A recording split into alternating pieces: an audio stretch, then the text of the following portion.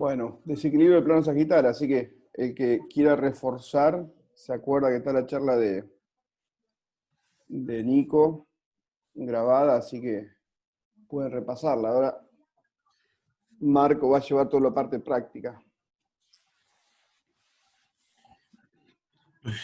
Bueno, ¿empezamos? Vamos. Bueno, eh, hoy me toca hablar del desequilibrio del plano sagital. Como decía Pedro, menos mal y la clase se hubiese vuelto un poco más larga, más tediosa, si es que Nicolás no nos hubiese dado la clase magistral del plano sagital normal en la anterior oportunidad. Así que yo solamente me voy a abocar a algunos conceptos y la parte del diagnóstico y del tratamiento. Bueno, en realidad, los artículos o la parte teórica indica de que eh, el desequilibrio sagital es un término que abarca deformidades que incluyen un componente significativo de inestabilidad postural, además de que resulta de una pérdida de armonía entre los contornos regionales normales. Entonces, vale decir que todo lo que habíamos visto sobre el balance sagital en relación a ciertos grados y medidas que nos habían explicado, se van a ir modificando en relación a ciertos cambios, en especial cuando se tornan del tipo degenerativo. Estos autores, Bernard y Bridwell, determinaron que una columna vertebral bien equilibrada generalmente tiene entre 10 y 30 grados de lordosis lumbar más que la cifosis torácica. Entonces estábamos hablando de que un dorso, de que una vez que se originaba un dorso plano, automáticamente eh, teníamos un problema en la columna como tal. Por lo tanto, este tipo de alteraciones generaban cambios a nivel del eje y especialmente a nivel de la marcha, ¿sí? Lo que provocaba una dificultad de la posición de mantenerse recto, automáticamente generaba unas rodillas y caderas en flexión y al mismo tiempo provocaba una alteración de la marcha, disminuyendo el perímetro de la marcha, ¿no? Y obviamente que a esto se asociaba el dolor por la presencia de fatiga muscular por los estabilizadores dinámicos debido a la alteración del cono económico que habíamos escuchado antes. Entonces tenemos un paciente, como en la figura B, por ejemplo, ¿no? Que está desequilibrado en el plano sagital y que automáticamente para poder compensar de alguna manera, obviamente tienen que existir cambios a nivel de las extremidades, sobre todo en la cadera y en la rodilla, ¿sí? Cuando hablamos del desequilibrio sagital, vamos a encontrar tipos y vamos a hablar de dos tipos principalmente. El tipo 1, que es el que se caracteriza porque está localmente desbalanceado, pero globalmente compensado. Y el tipo 2, el que se encuentra local y globalmente descompensado.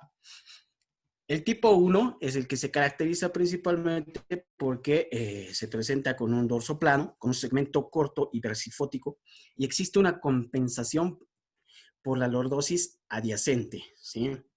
Tal como muestra la figura.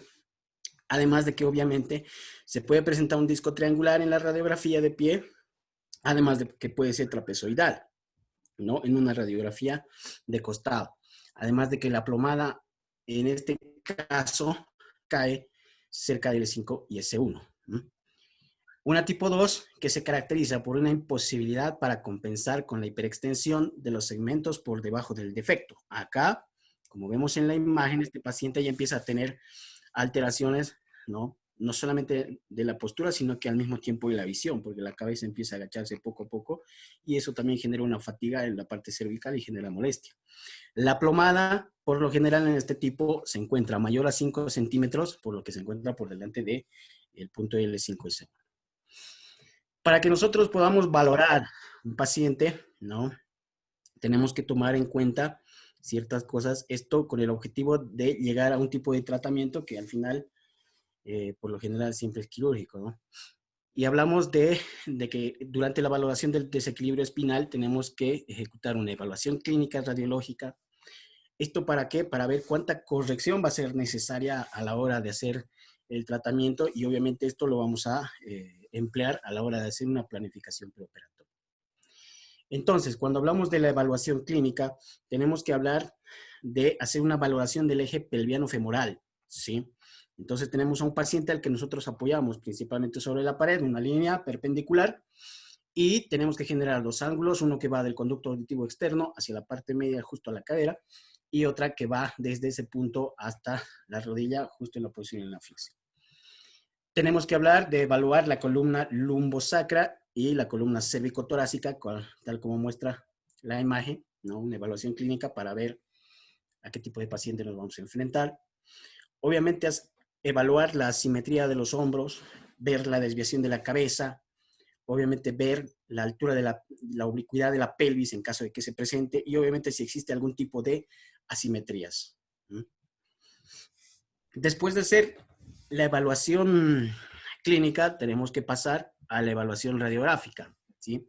Y para esto, por lo general, nosotros necesitamos de la espinografía, que es el estudio más básico. Obviamente, la literatura indica de que últimamente el mejor estudio, por ejemplo, para hacer esta evaluación radiográfica sería el EOS, ¿no? Donde observamos al paciente de forma completa, pero en nuestro caso vamos a poder hacer una evaluación solamente con la espinografía, que nos va a dar chance para que nosotros podamos hacer la evaluación.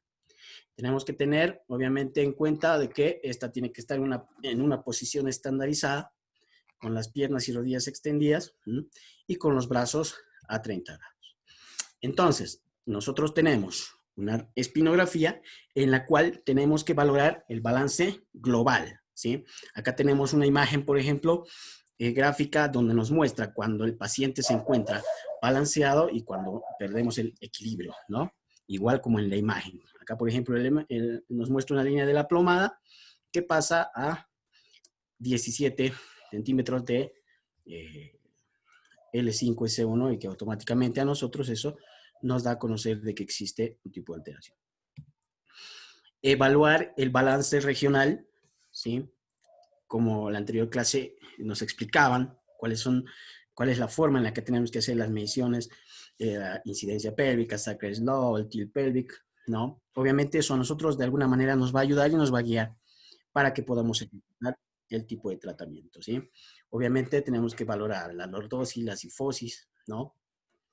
Y tenemos que hacer el balance segmentario, ¿no? Ver si existe algún tipo de segmentos adyacentes o algún tipo de deformidad postquirúrgica. Por lo tanto, igual tenemos que hacer una evaluación en la radiografía para ver a qué nos estamos enfrentando. Y no está por demás mencionar de que también tenemos que tomar en cuenta si existe algún tipo de alteración en el plano coronal, como la rotación vertebral Nash-Moe, por ejemplo, que también habíamos escuchado en la anterior oportunidad. En realidad existen muchos artículos donde nos muestran cierto tipo de valores. Nadie nos da un valor exacto como tal, ¿no? Porque cada persona es diferente, pero nos dan un rango. Así que yo tomé esta foto donde habían hecho una evaluación para ver cuáles eran los valores normales, ideales, al momento de hacer el estudio del balance sagital como tal y obviamente aplicarlo para hacer una evaluación en un paciente con un desequilibrio sagital. Entonces estos valores de alguna manera han sido obtenidos de un promedio de una serie de estudios que a nosotros nos va en algún momento igual facilitar la mejor evaluación radiográfica de nuestro paciente. ¿Cuánta corrección vamos a necesitar, por ejemplo, a la hora de ejecutar el tratamiento? Y para esto tenemos que tomar en cuenta ciertos puntos. Por ejemplo, ¿cómo vamos a restaurar el balance global? ¿Cuánto vamos a restaurar el balance global? ¿Cuánto vamos a restaurar la anatomía segmentaria? ¿Y cómo vamos a modificar la línea de soporte de peso? ¿Sí? Entonces, de ahí, por ejemplo, que tenemos estas imágenes que de alguna manera nos muestran, ¿no? A la hora de hacer la planificación, en qué segmento y cómo lo vamos a aplicar.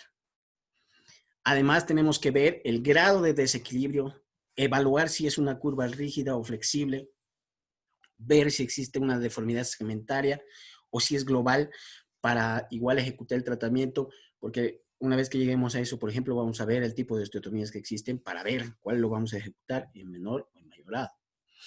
Para la planificación necesitamos radiografías dinámicas y en algunos casos el push blunt, como en el caso de la imagen, para ver si estamos enfrentando una curva rígida o una curva flexible. También para ver el nivel de las osteotomías. ¿Esto para qué? Para poder ubicar el ápex de la deformidad, ver la altura del cono, que va a ser muy importante al momento de hacer, por ejemplo, el tratamiento quirúrgico, y ver los puntos de fijación distal, que en realidad son 3 y que tenemos que tomarlos en cuenta. Y obviamente a la hora de hacer los estudios va a ser muy importante que podamos valorar esto. ¿Para qué? Para llegar a esto, que es la planificación. Y cuando hablamos de la planificación, lo podemos hacer de manera digital directamente, ¿no? A través de Switchmap. O lo podemos hacer como prácticamente acá en Bolivia lo seguimos haciendo, agarrar un papel, dibujar, calcar, pegar, cortar y hacer más o menos la planificación, ¿no? Preoperatoria para ver dónde vamos a trabajar. Y todo esto nos ayuda a que nosotros podamos llegar a ver qué tipo de tratamiento vamos a ejecutar en relación al tipo de desequilibrio que hemos encontrado, ¿sí? Muchos, en realidad, de los estudios hablan de lo mismo, ¿no? Nos muestran la misma gráfica, los mismos esquemas. ¿Para qué? Para que nosotros podamos ejecutar un tipo de tratamiento, ¿sí? Y ya hace bastante tiempo, el 2008, por ejemplo, Schwab nos había presentado esta gráfica donde ya lo había clasificado y había determinado que podían existir 6 grados, ¿no? Y 6 tipos de tratamientos a la hora de ejecutar la conducta, ¿sí? Y entonces vamos a indicar de que a la hora de ejecutar un tratamiento quirúrgico, este se va generalmente basar en osteotomías de corrección. Y el primer grado corresponde a las osteotomías de Smith-Peterson, cuando queremos nosotros realizar una corrección que llegue a alrededor de 5 grados, por ejemplo. Y en este tipo de tratamiento en el grado 1, lo que se hace es una facetectomía parcial, ¿sí? Obviamente, después de verificar a qué tipo de paciente nos estamos enfrentando, lo que tenemos que hacer es pensar en un tipo de tratamiento grado 1 donde se hace una resección facetaria parcial, además de la resección de la cápsula, ¿sí? Y obviamente en pacientes en los que queremos hacer una corrección menor a los 5 grados. Pasamos a un grado 2, donde ya se tiene que realizar una facetectomía total. Y en este caso, por ejemplo, estamos hablando de una osteotomía de ponte, donde queremos nosotros conseguir una corrección entre 5 y 10 grados, ¿no?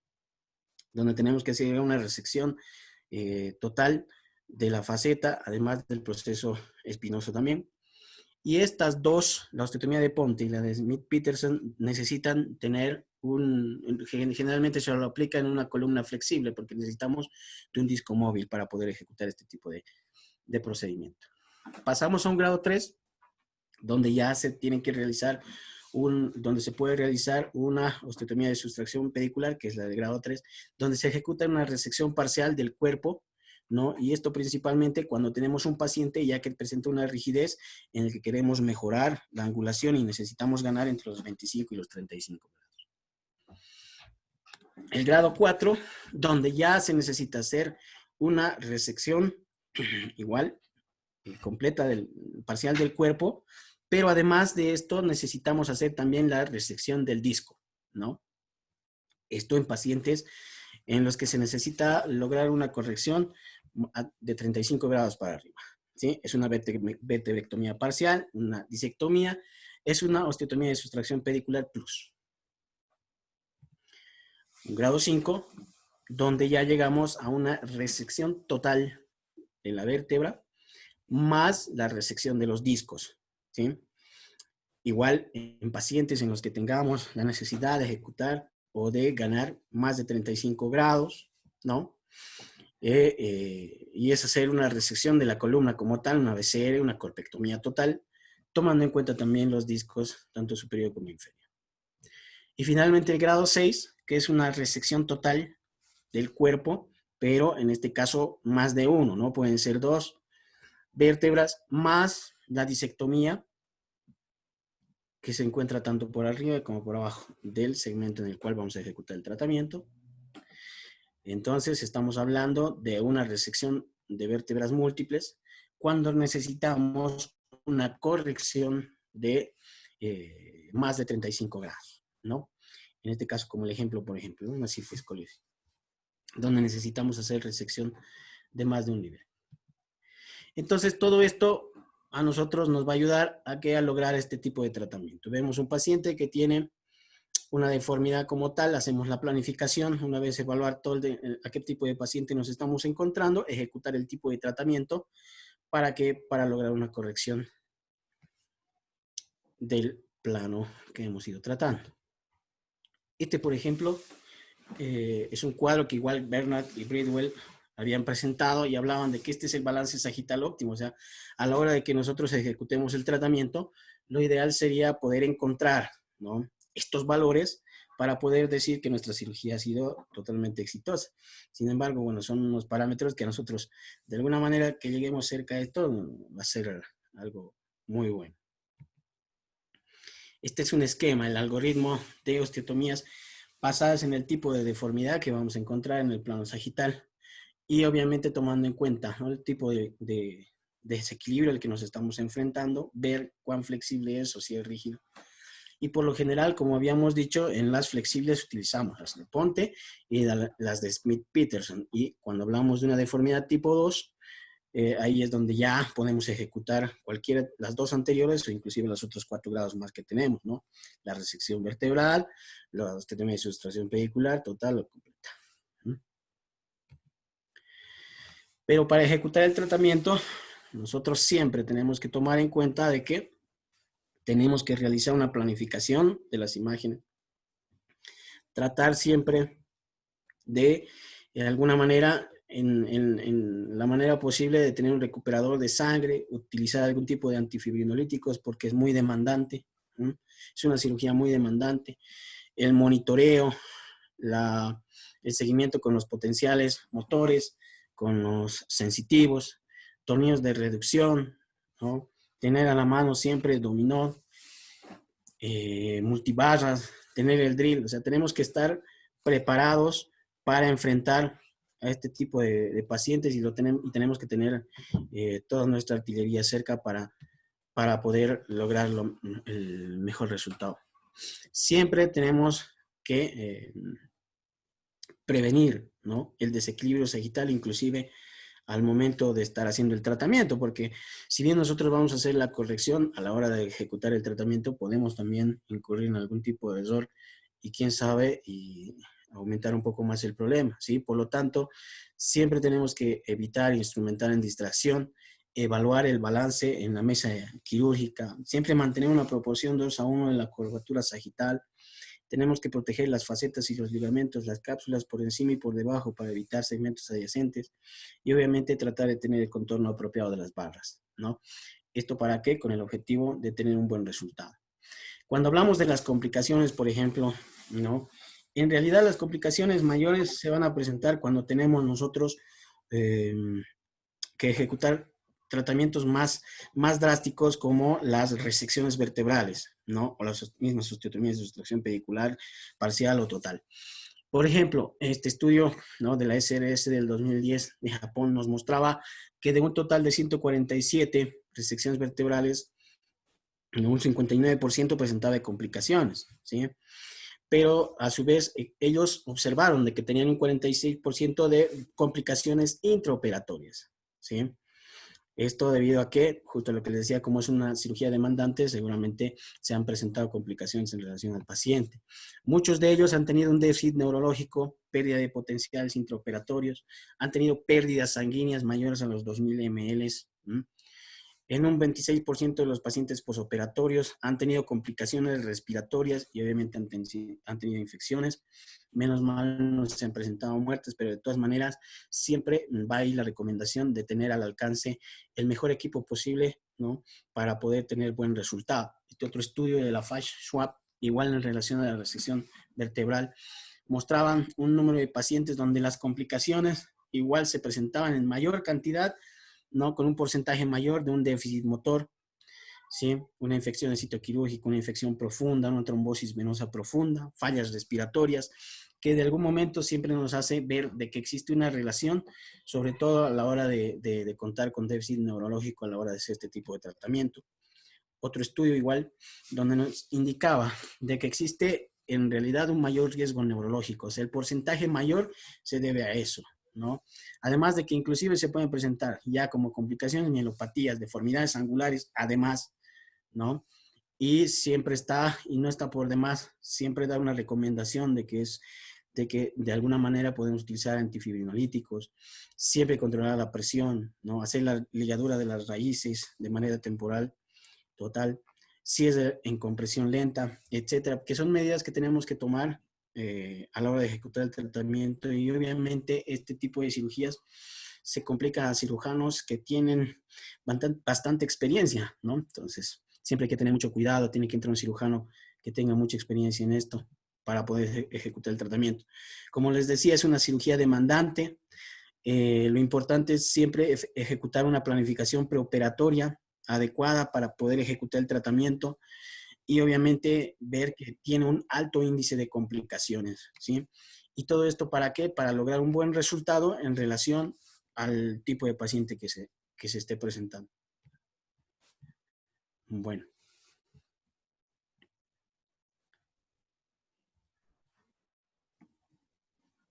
Muy bueno, Marcos.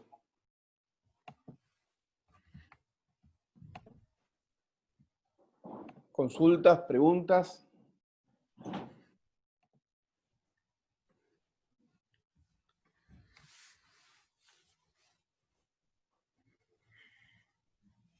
Sí, Julio. Buen día a todos. Si hay una diapositiva que decía mantener una relación de 2:1. ¿Relación de qué? Perdón.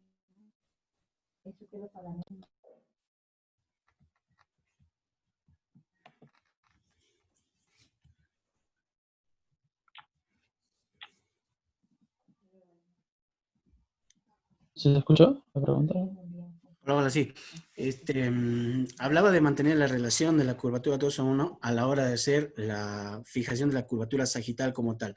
Tenemos que tomar en cuenta de que tenemos que corregir, o sea, a la hora de hacer la planificación preoperatoria, tenemos que tomar en cuenta de que en la deformidad como tal, el problema mayor se encuentra a nivel de la lordosis. Si perdemos lordosis, automáticamente se convierte en una curva sifótica como tal, ¿no? Y más la sifosis que tenemos en la región dorsal, ¿no? Si nosotros no controlamos la sifosis dorsal en comparación a la lordosis que tenemos que obtener, podemos generar mayor desbalance, mayor desequilibrio. Entonces, 2:1 de sifosis sobre lordosis. ¿Para qué? Para poder hacer una corrección mayor. O sea, para no incurrir en una deformidad inclusive coronal. ¿Me entiendes? O sea, si nosotros no controlamos la sifosis sobre la lordosis y hacemos una corrección exagerada o inadecuada, entonces vamos a tener mayores complicaciones.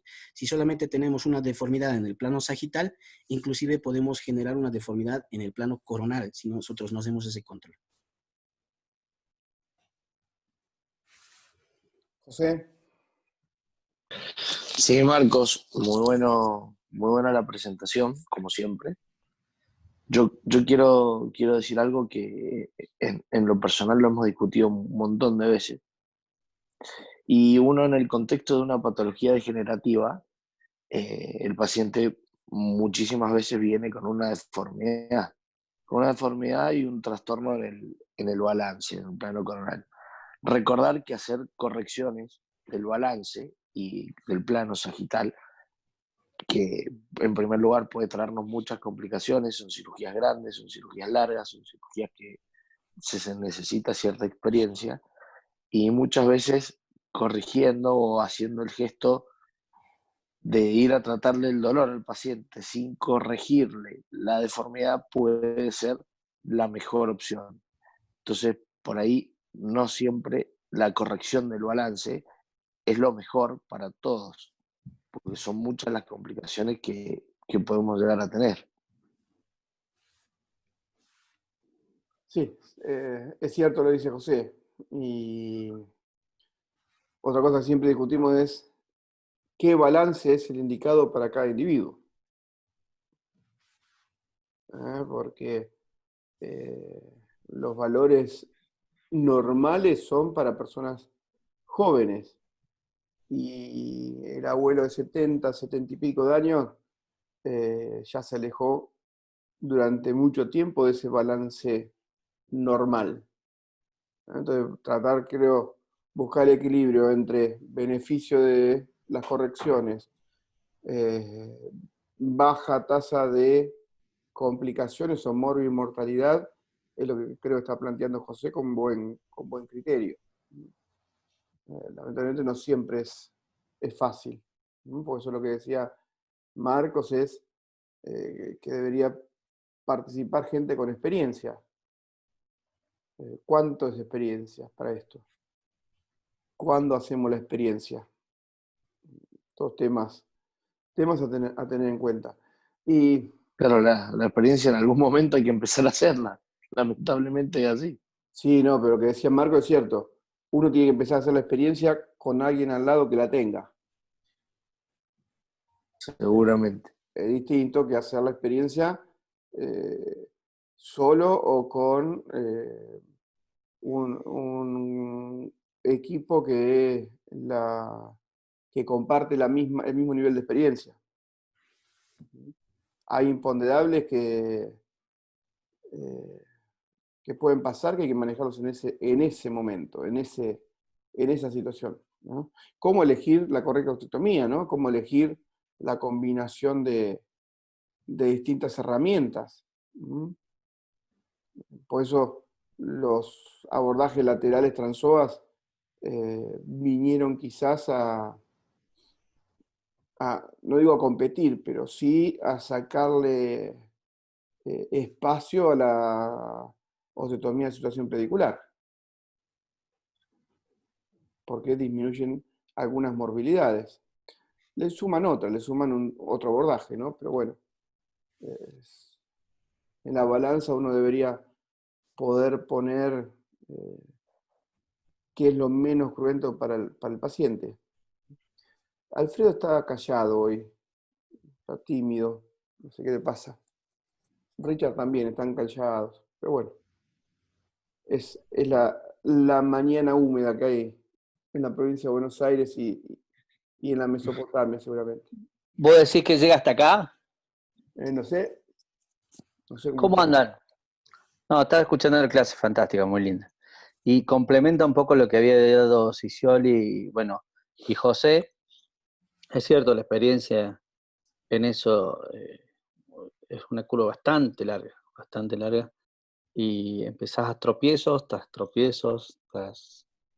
como decía José, tras julepes, tras fin de semana no dormir. Y son las primeras 48 horas donde casi siempre sangra y un montón. Y julepe grande, así que uno por ahí se va acostumbrando. Pedro ya tiene más palabra que yo sobre esto, así que bueno, yo por ahí hago mucho Ponte y Smith Peterson.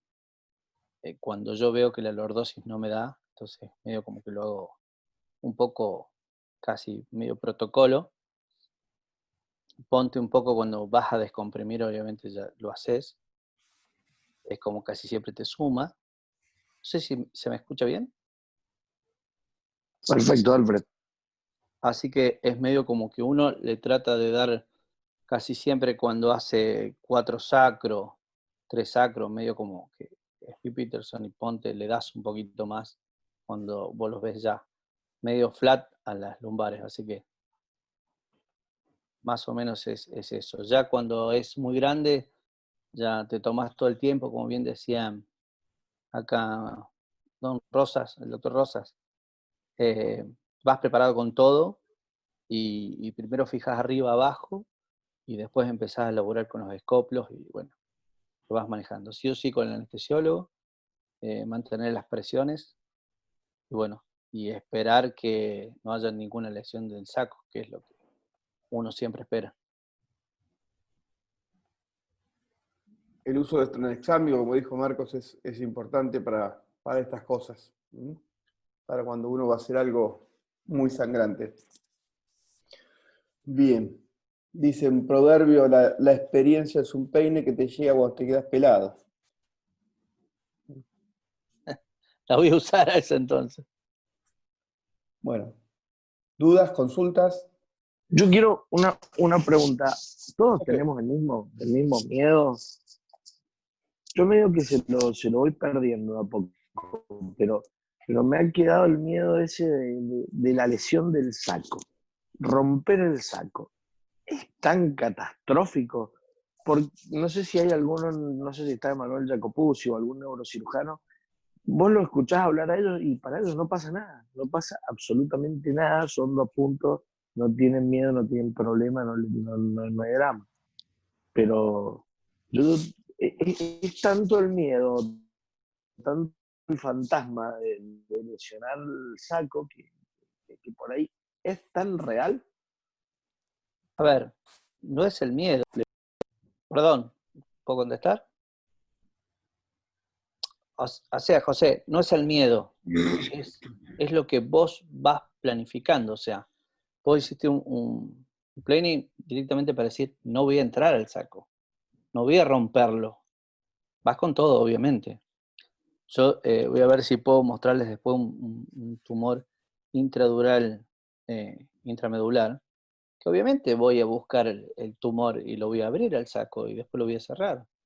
Pero no es que le tengamos miedo, obviamente. El miedo ese que se dice es a tratar de no hacer ese error, o cuando vas con el abuelito grande sabes que el saco es un papel, entonces cuando se te desgarra no sabes a dónde sale punto y vas a hacer un parche, se sale por un lado. Todo eso, o sea, no es el miedo, es acostumbrarse a tratar de evitar ese tipo de cosas. Sí, sí, realmente es así. De hecho, sin ir más lejos, son situaciones que por ahí a uno le tocan, me pasó el viernes, y el estrés que te terminás pasando, el estrés que te genera, es terrible, pero bueno, con una sutura bien delicada, con la aumentación correspondiente, con parche dural, con sellador dural, yo creo que se resuelve bastante bien. A ver, una piba operada 4 veces, va por la quinta cirugía, es muy probable que pase. Los tejidos friables, adherencia, tener que ir a despegar una raíz, es muy probable. Vos vas con la idea esa puesta, pero te pasa y es el silencio sepulcral ese que se genera y el pánico que decís, ¡guau! Pues pasó de ser una cirugía cortita a ser una cirugía larga. Entonces, ahí está el tema. Está bien, más que miedo, el respeto, como todo paso quirúrgico. Y si ocurre, estar preparado para tratar de resolverlo. Tampoco le causemos pánico a los que están empezando. Obviamente que, a ver, los que hacemos abordajes anteriores o laterales, lesionamos el peritoneo, es una catástrofe para nosotros, y viene el cirujano, 2 puntitos, y nos hace quedar como tontos. Uno tiene que saber y conocer los pasos y tratar de tener eh, las herramientas mínimas para tratar de resolverlo, y si no, el teléfono del que venga a resolverlo. Y siempre hablando en los abordajes anteriores, ¿no? Y la durotomía incidental, tratar de ir a resolverla, ir a diagnosticarla intraoperatorio e ir a resolverla en ese momento. Pues a veces no la diagnosticamos dentro de la cirugía y nos enteramos cuando hay una fístula. Y el tratamiento o el manejo es distinto. Pero siempre los neurocirujanos aconsejan hacer el diagnóstico intraoperatorio y resolverlo. Como todo, cuando uno lo resuelve de entrada hay menos riesgos de eventos adversos y hay menos morbilidad. Y si parece, tratar de resolverlo. Antes era mala palabra dejar un suctor, y hoy se sabe que no, que hay que dejarlo no aspirativo, pero ayuda mucho al manejo de la cicatrización también. Y eso ayuda.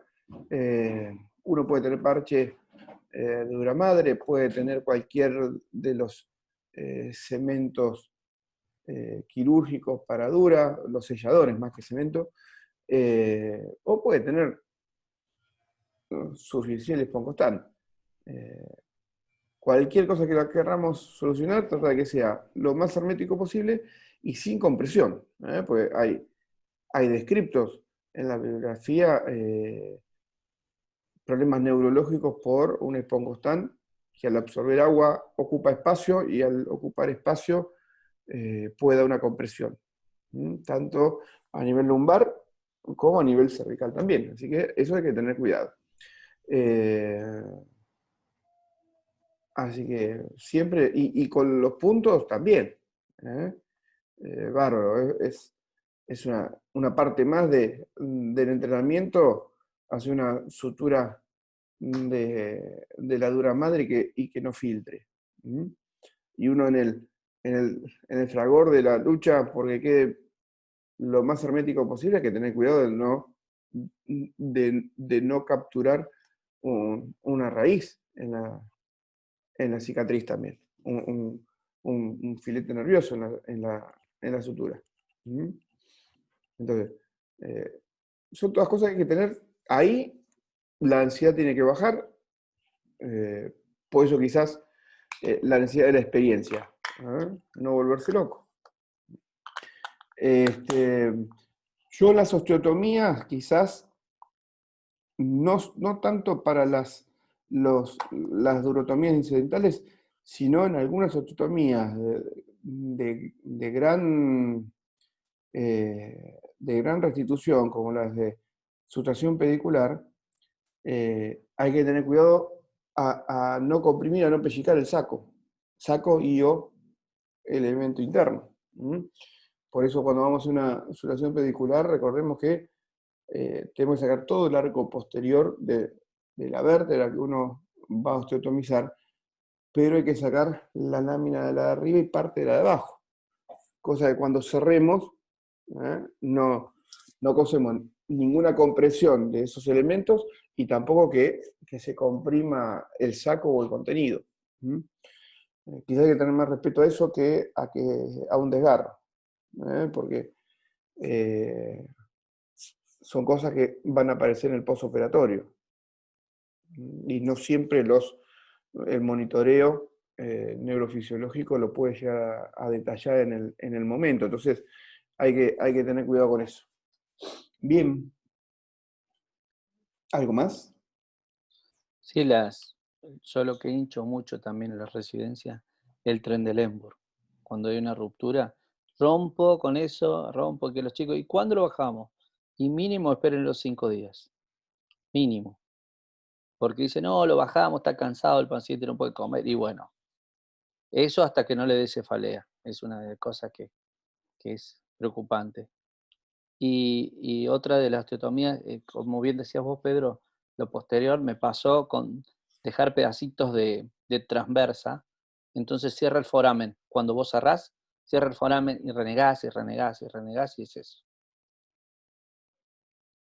Bien, todas cosas que hay que tener en cuenta, ¿no?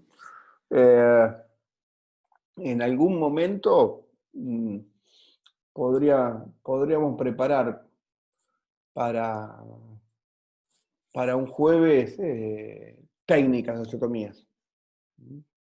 Un paso a paso de la técnica. Eso está bueno. Eso lo hacemos habitualmente en el segundo año de nuestro curso universitario, que son exclusivamente técnicas. Pero quizás, si nos seguimos juntando, algún jueves preparar un paso a paso de una Ponte, de una Mi Petersen, un paso a paso de una situación pedicular, pero hacerla bien, desde la posición del paciente, o mejor dicho, desde los cuidados pre operatorios, qué cosas no deben faltar en la cirugía que vamos a hacer, tal osteotomía, y el paso a paso dentro del quirófano, con armado de campos y bien detallado. Eso era un viejo plan que tenía hasta que Baccaro sacó su libro de paso a paso de técnicas. Siempre las buenas ideas las tienen otros, o las llevan a cabo otros. Es así, es así. Una pregunta, me había quedado con una duda. Aparte, primero, son dos. Una el jueves, no estamos, tenía un lindo caso para mostrar, lo estoy armando ahora, no les voy a contar, porque si no, no tiene mucho sentido. Y bueno, díganme cuándo presentamos el casito, que está ahora, está internado actualmente. Está internado actualmente, vino ahora. Para tratar. Para tratar, todavía no le hice nada, o sea, está internado. Hoy lo acabo de ver hace rato. Y otra, ¿qué le pasó a José? Que no se ve la cámara, hay un problema con Mendoza, está el embotellamiento allá. La verdad que hasta ahí llegué.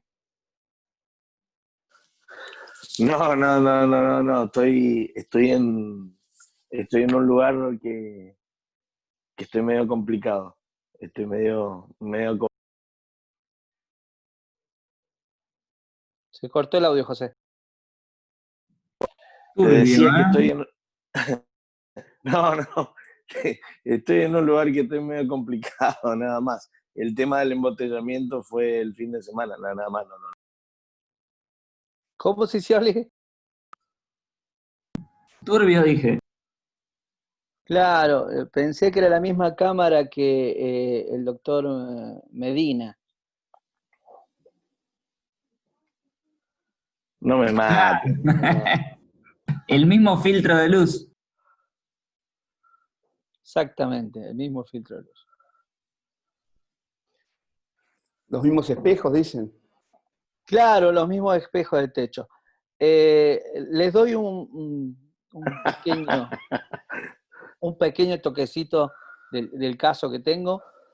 Como decía José, que le tenía un poco de respeto a la gente grande, el índice de masa corporal, según Ciccioli, es de derramado, pero sería alrededor de 40 el paciente. Uf. Bien. José, si lo tenés, lo vemos. Si no, lo vemos el viernes a la mañana. El viernes Gabriela le mandé un trabajo para que nos comente y lo podemos ver el viernes.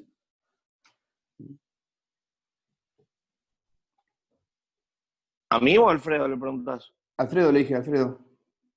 No, dijiste José. Ah, perdón, es la costumbre, José. No. Yo tengo el del absceso epidural que voy a hacer el miércoles y tengo el de la que operé el viernes, que también es un caso interesantísimo, 4 cirugías previas. 6 meses sin caminar. Esos 2 casos tengo para compartirles. Bueno. Genial, estamos con casos. Bueno, buenísimo. El viernes entonces, el doctor Pedro. El viernes de la mañana Gabriela hace la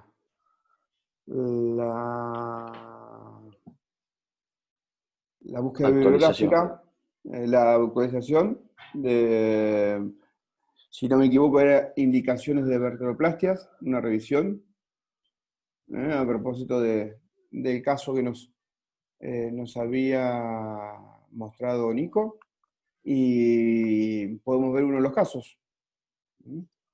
Dale, yo voy a entrar un poquito más tarde, por las dudas, si quiere empezar José con uno. Yo el viernes también probablemente, porque tengo quirófano en general los viernes de la mañana, pero bueno, no hay problema. Bueno, pero si no quedan para el jueves, no hay problema, para el otro jueves.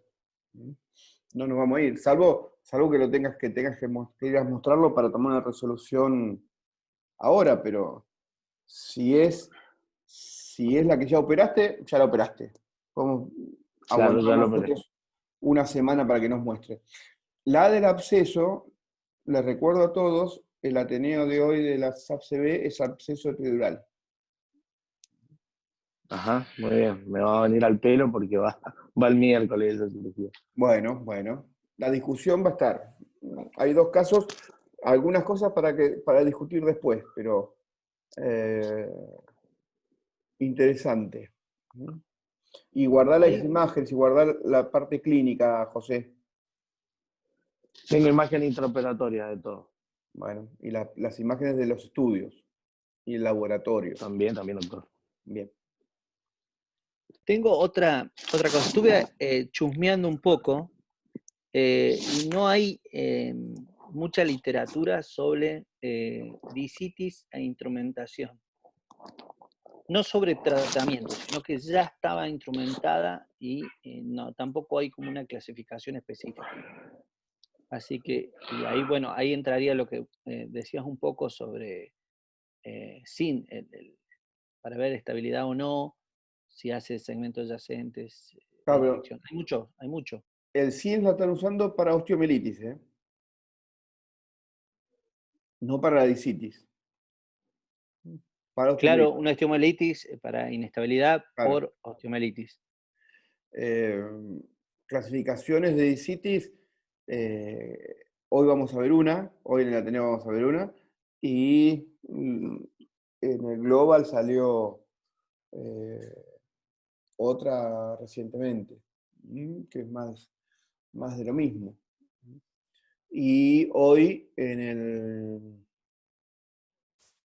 el Ateneo se va a mostrar también la clasificación que nos mostró Romel el otro día, de abscesos epidurales.